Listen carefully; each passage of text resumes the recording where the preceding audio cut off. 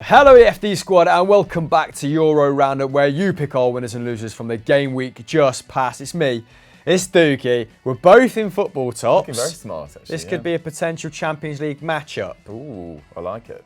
You know, if you guys play your cards right as well, you might get another Total Football in the coming weeks. Our live show around the Champions League, only on Euro Football Daily. Let's dive into winners and losers though. The winners and losers, because winners and losers is a show on Football Daily. Almost like we've recycled the format. Bayern Munich are our first team, and this comes from the legend that is Room Cobra. They battered Dusseldorf, right? Yeah, they did. 4-0 to move a point behind Bundesliga leaders Borussia Mönchengladbach. The goals came from Pavard, Tolisso and Gnabry, all striking the first half as the visitors raced into a 3-goal lead after just 34 minutes. Coutinho completed the rout in the second half with his first goal since September. Great to have him back on the score sheet. Robert Lewandowski got the assist but was unable to extend his goal-scoring run in the league to a 12th successive game, so a slight downer on that front for him. Bayern, though, have now recorded 3 straight victories under interim coach Hansi Flick, and have moved up to 3rd in the German top flight, on the same points as RB Leipzig, who reclaimed 2nd with a 4-1 victory over Cologne. And the flicker-flacker play, the pun courtesy of Rum Cobra, is fully in motion as Bayern have scored 10 goals in 3 games under Flick. They've also kept 3 clean sheets, which already equals their tally under Kovac from this campaign, which was from 16 games. So well done to Flick. The German champions were 9 points off top spot at this stage last season, and are currently 3 points better off than they were last term. And it was a bit of a domination, Chris. It was, but I didn't even ask how you were during the intro. I'm okay. Yeah, I went to Cork on a stag do, so I felt fresher. And you didn't get attacked by bouncers this time? No, exactly. It all went pretty much faultlessly, actually. A bit of paintballing, bit of the dogs at the dog racing. It was good. How was yours? Nice. The real winners this week, Irish bouncers. Yeah. Much more tolerant than what, Portuguese? Oh, I hate the Portuguese bouncers. Yeah. My weekend, football social, as everyone knows who's watching this because they obviously tuned in. And Sunday, like I said on Winners and Losers, just finished moving house. Nice. And Wrapped you know, it up. I'm still with my girlfriend because it's quite a testing thing to go through. I can imagine. So that's a big W for me. Yeah, back to the game in hand. Bayern dominating Dusseldorf, like you said, with 71% of the ball, 17 shots to the home side's 13, with the visitors putting 5 on target, which is 4 more than the host. So they'll never really in this. Shout out to Thomas Muller as well, who inadvertently created about 3 chances without touching the ball. Disaster class. Yeah, I don't know how he did it. That first one, when he swings at it with his left foot and he's just eating turf. Such a weird footballer to watch. As it's wrapped in. I think it was Tolisso, actually. It was Tolisso's goal. Yeah, really odd but effective in this game. According to expected goals, the scoreline was about right, so an XG of 0.4 to 3.8 in Bayern's favour. Gnabry continuing his form with another great display. That's domestically and internationally. He's killing it, isn't it? 1 goal, 1 assist, 2 shots. 1 came back off the woodwork. An 89% pass accuracy, 2 key passes and 3 dribbles to boot as well. Like you said, Lever did everything but score. Couldn't continue that record, but still chipped in a very meaningful way. 6 shots, so it wasn't for lack of trying. I mean, 6 shots. 1 assist, 6 dribbles, 3 key passes, and 17 touches in the opposition's box. All game highs. That normally spells destruction for the opposition, doesn't it? But not in this game, unfortunately. As for Dusseldorf, just couldn't get a foothold in the game, could they? Like we said, but we're going to reiterate with this stat because it's quite amazing. I had to do a double take. This is my 2nd attempt at this because I stopped when I read it at first. Defensive midfielder Alfredo Morales completed a game low of just 9 passes with an overall pass accuracy of 45%. 9 from your DM. Shocking. Jamie Vardy completes more than that on a routine basis. 9. And he's called Alfredo Morales as well.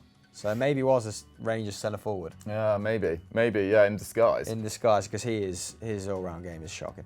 And the defence looked shaky throughout. Kind of goes with that saying when you lose 4-0. Centre-back Kasim Adams was particularly poor, dispossessed twice in his own half, which is never great, giving the opposition the ball in advantageous areas, and dribbled past 3 times.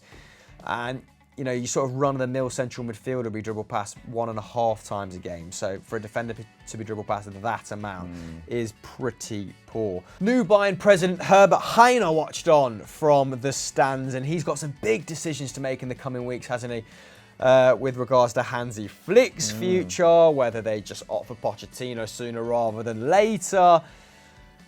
It's all hottening up, isn't it? In the Bundesliga. I think Gladbach lost as well, so it's on, baby. Who do you think Bayern should hire full-time? Let us know in the comments below. Before we get into our first loser, which is Borussia Mönchengladbach, just a quick reminder to subscribe to Eurofootball Daily and hit that notification bell so you never miss an ERU. But as I said, we'll talk about Gladbach, and this came in from @Schmetzer. Chris.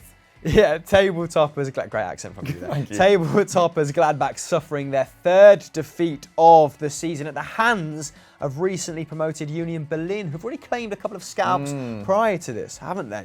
Getting a reputation. It was 2-0 away from home now. Nigerian striker Anthony Uja opened the scoring after 15 minutes for his 2nd of the season. His strike partner Anderson then rounded off the win in the 91st minute, so doing the damage early on and pretty darn late. Anderson now has 6 in the Bundesliga. Only Raul Hennings, Timo Werner and Lewandowski have scored more. So he's adjusting to life really well in the top tier, isn't he? Now, although Gladbach managed more shots in this game with 13, only putting 2 on target, by the way, to Berlin's 11, putting 6 on target, and having more possession on 62.8, Berlin's organised counter-attacks really proving the downfall of Marco Rose's side here even. Not exactly a table-topping performance from Borussia Mönchengladbach, particularly from the defence, who only put up 9 tackles and interceptions between them, with Stefan Leiner being dispossessed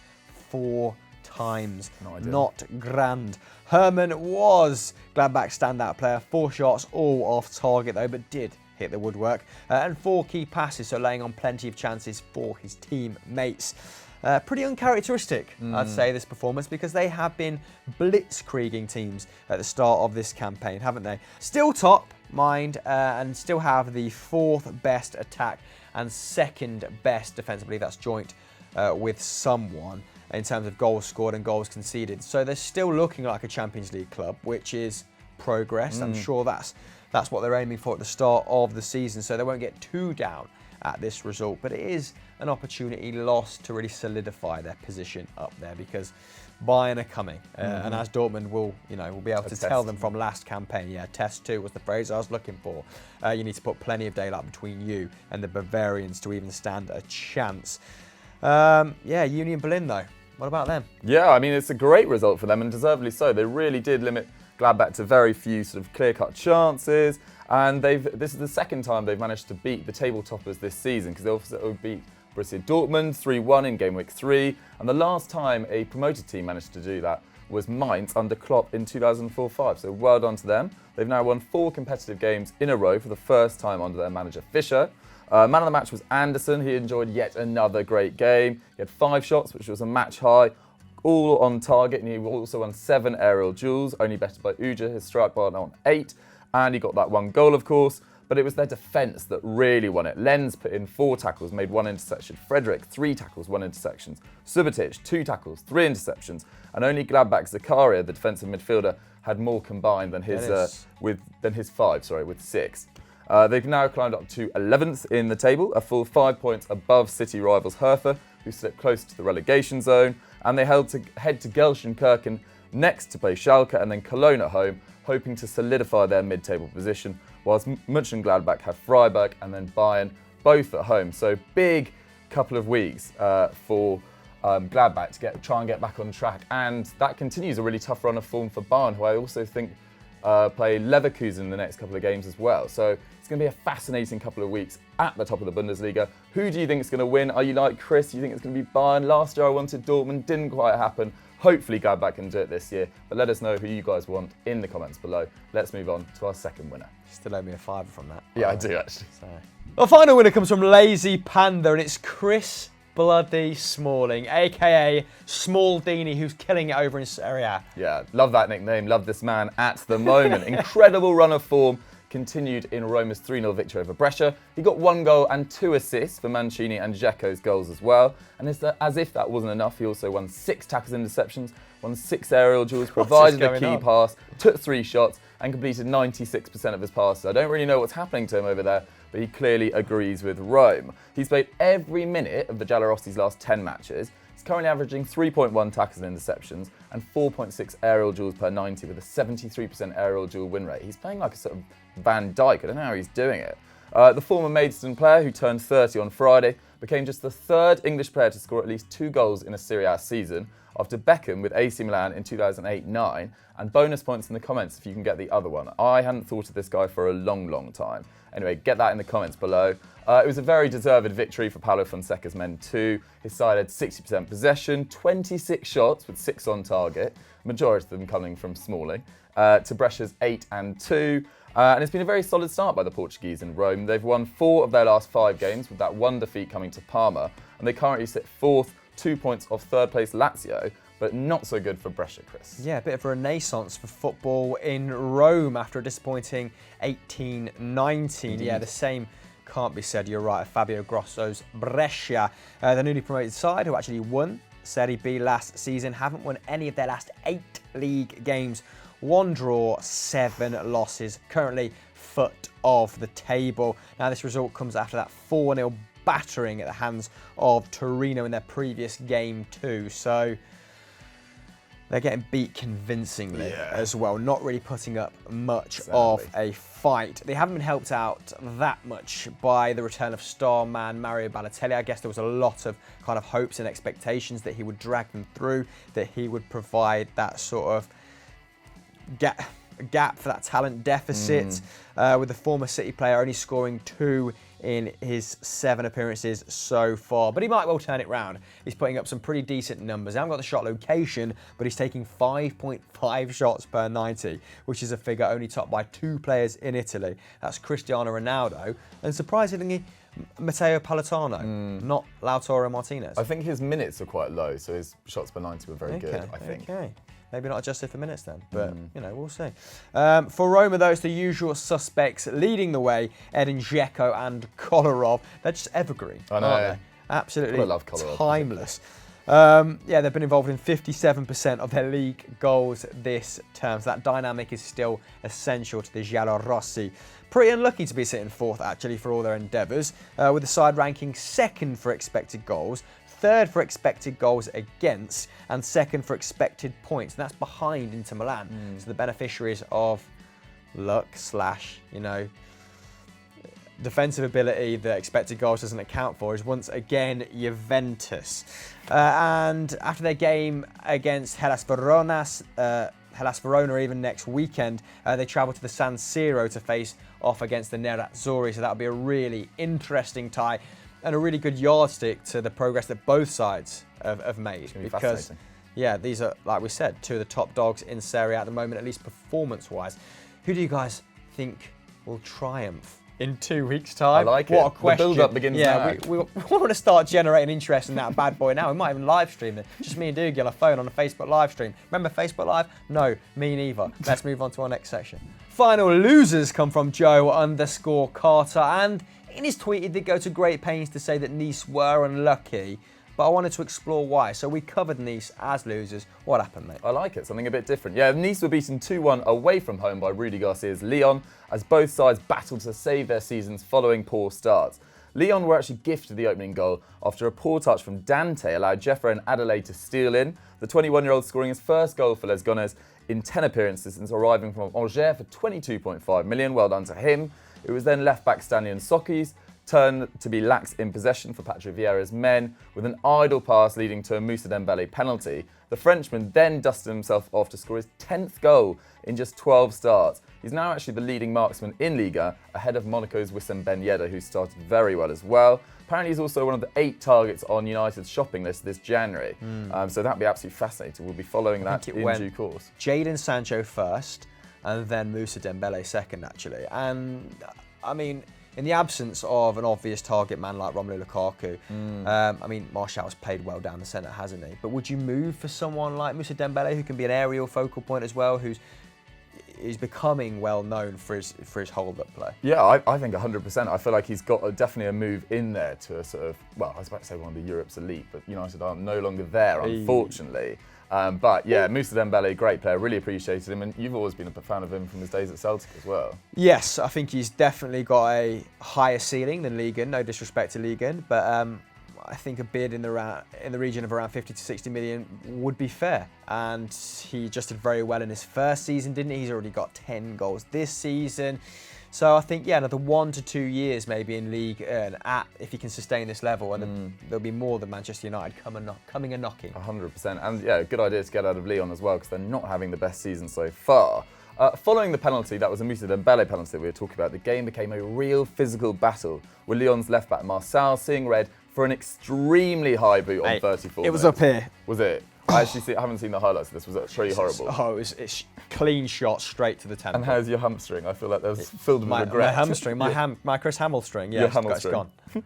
My Matt's hamstring. And that wasn't the last card either. Nice's Burner was sent off for 2 yellows towards the end of the game, and 4 other players were cautioned. It was a tempestuous clash. The game matched the atmosphere, which was actually postponed at one point because of smoke from the Lyon's Ultras flares. TV cameras were unable to pick up the action. I'm going to actually go and watch the highlights of this immediately afterwards. What a game. But Nice, Chris, they can probably feel a bit aggrieved. Yes, they certainly can. They did control the game from a possession standpoint at the very least, with 66% possession. In fact, Lyon have only won once with less possession since Opta records began. Nice also outshot their host pretty convincingly as well, with 17 efforts to Lyon's 9. Kasper Dolberg producing a game-high 5 shots, all from inside the area too, so these weren't half chances by any means. The 22-year-old Dutchman eventually bagged with his final effort, I believe, steering, and it was a beautiful goal, to be fair, really well taken from a Patrick Bernard cross for his 3rd of the season and 4th goal involvement in total in 8 starts since joining from Ajax for 18 mil. Now, top goal scorer, Wylan Cyprien, did his utmost to drag his side back into the game too, taking 4 shots, although unlike his Dutch strike partner, all of them from outside of the box. So as the game went on, they got progressively more desperate, and some of them more decisive players like Cyprien were trying shots from pretty ambitious shot locations even, pardon me. But in short, Nice did enough to win, with XG putting the game at 2.3 to 1.1 in their favour, and Lyon just indebted to the behemoth defensive effort of their double pivot Toussaint and Thiago Mendes. The latter that they signed from Lille in the summer, who made 14 tackles and interceptions combined. So, never mind aerial duels, clearances, 14 tackles and interceptions between the pair of them. Subsequently, Lyon's centre-halves, Denier and Anderson, didn't have to make a single tackle. And I believe, conversely, Dante had to make 3, and that was sort of maybe the difference between the two sides, just how adeptly their back fours were shielded. Nice day off for their centre-backs. Yeah, for sure. Now, following the loss, Nice sit 15th in Ligue. Expected points has them down at about 11th, so they can feel, like you said, a little bit aggrieved was the word we used, but they're still, by every sort of underlying number, by every metric we can get our grubby little mitts on, a middling club. So if they want European football again, things have to change pretty quickly on the south coast, don't they? As for Lyon, clawing points back, working the way back up the table, is Champions League football beyond them at this point? I don't think so. I mean, it's pretty tight league. I mean, like a lot of the leagues in Europe, it doesn't seem, I can't remember exactly off the top of my head, but there's a very small amount of points between sort of 14th and about 3rd or 4th. So I think they can get back in the mix. But yeah, it's been a solid start by Rudy Garcia after that sort of horrendous Silvino stint. I don't really understand why you give a manager in his first job just something like 11 games. It felt pretty brutal. So we'll see. But Lyon fans, are you guys filled with hope, or are you a bit worried? What do you guys are going to think? What do you think is going to happen? For the rest of your season. Let us know in the comments down below, and let's move on to our sort of talking point. We've got something a bit different now. Like Doogie said, then a little gear change here, because the talking point normally goes in winners and losers, but such was the drama on the continent this week, we've moved it to ERU for your viewing pleasure. And before we get on to Gareth Bale and his Real Madrid career potentially being over, hostile reception, to say the least. A few shout-outs, because we did ask for start of the week as well, didn't we? A lot of you tweeted us with Higuain after his very fine performance at the weekend. And we want to shout out the Eredivisie as well for that 1-minute protest against racism in domestic football. Ajax and Heracles refusing to play football for the first opening minute, I believe. And that was Ahmed Mendes Moreira, who suffered that awful abuse the week before playing for Excelsior, I believe. So I think that directly related to that situation. Shout out to them for being proactive on matters. Really and to bring it back to football, Gabagol, who has just had an unbelievable time of it at Flamengo, really reinstating himself as an elite under-23 talent. Got 2 goals in the final of the Copa Libertadores, still the most satisfying competition to say in world football. I absolutely agree with that. And after that whirlwind, let's go to Gareth Bale, mate. What happened? Yeah, well, we've got to talk about Gareth Bale because he was heavily jeered after appearing as a 67th minute substitute in Real Madrid's 3-1 victory over Real Sociedad. They actually got off to an awful start, Sergio Ramos giving the ball away after about 2 minutes. Real Sociedad took the lead, but it was a good comeback. But the talking point, the real controversy of the weekend was definitely Bale's treatment. So he was, of course, pictured celebrating with that flag after Wales' victory over Hungary, which read Wales, Gulf, Madrid in that order. Probably not the best mood for your career. Love it. And his name was booed as it was read out before kickoff, and then again as he came on for Rodrigo. His manager Zinedine Zidane was once again forced into saying there was no issue with their relationship and that he wants the 30-year-old to stay until the end of the season. Here's what he had to say. Everybody is saying that I don't want Bale here and I want him to leave in January. That's nonsense. People can talk about me, about what I do, but nobody can put fake words in my mouth.